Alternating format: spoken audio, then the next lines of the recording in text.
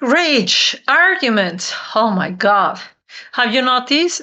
Mars is going crazy. Everyone around the world is having arguments. Today, I'm going to give you three methods with three personal stories that have really incredible changed my life.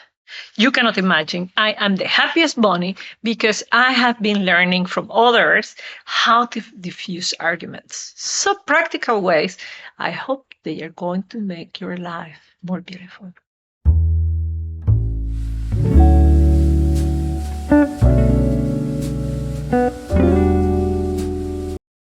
Because you see, life is happening for you. Everything that is happening, everything that you read in social media, everything that is happening in the street is happening for you to expand, to grow. And even these arguments are happening for you. See them as a blessing. This is the basic philosophy I'm going to share with you. But I'm also going to give you three stories and three techniques so that you can actually do it. Number one, I learned this from the girlfriend of my father. I went to Mexico. I live in the Netherlands. And I took my boyfriend then to meet my parents. And my father was incredibly nervous. Incredible, huh? Instead of my boyfriend or I being nervous, my father was the one who was very nervous. He was taking us for lunch in his car.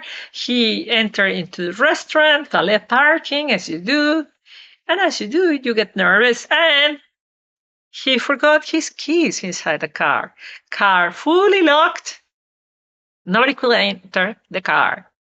And the first thing that he said, very angry, he shouted at his girlfriend, "It's your fault." And I was, petrified. I just expected that they will have an argument, just like my father and my mother did for decades. I said, oh my God, what's going to happen right now? An argument, for sure. That's what's going to happen. But no, she was a genius. Instead of confronting him, who he was already angry with himself, she said, yes, it's my fault. I was flabbergasted. How can you do that? Can you do that? Can you say, yes, it's my fault? Yes, it's my fault. Well, it didn't matter. The keys were there inside. It didn't make a difference if it was her fault or his fault or my fault or, it didn't matter. So she just took the blame and diffused all the anger. Everybody was laughing. And as we laughed, a solution was poof, easy to find. So, to diffuse arguments, to diffuse situations, if you have a situation like this, that is really something quite easy, just take the blame. Just laugh. Seriously, laugh. You are going to be surprised how humor can bring people together, can bring solutions, can create a beautiful environment. It works. These two stayed until the end together. And it was thanks to that she diffused problems plop, easily. Second point. And this is another way of diffusing problems really quickly, particularly when you're talking about loved ones. When you're talking about loved ones who argue. I have a very international life. I was born in Mexico. I live in the Netherlands. I studied and worked internationally. I work internationally for decades. I have friends from Australia, South Africa, Brazil, everywhere. And I follow the politics and the geopolitics everywhere. And what I see is that sadly, quite some families are having arguments worldwide because of political reason or economic reasons that, this group thinks this way and the The father and mother thinks this way, and the children think the other way. Poof, it's just so serious. There have been, in my circle, there have been even divorces. It's just really serious, the subject of arguments among loved ones. And many years ago, I came up with a secret that really can bring people back to grounding and what is important. Because, all these things are actually superficial. We need to go back to what the essence is. I discovered this in a very beautiful situation, very special situation. Well, as you see, I travel a lot, and my mother was living in Mexico, so we agreed to meet in another place. We agreed to meet in LA. So we met in LA after several years of not having seen each other, and I arrived there. And the first thing that she says, after not seeing me in several years, is drum roll, is your hair looks horrible. And funny enough, I was not flabbergasted.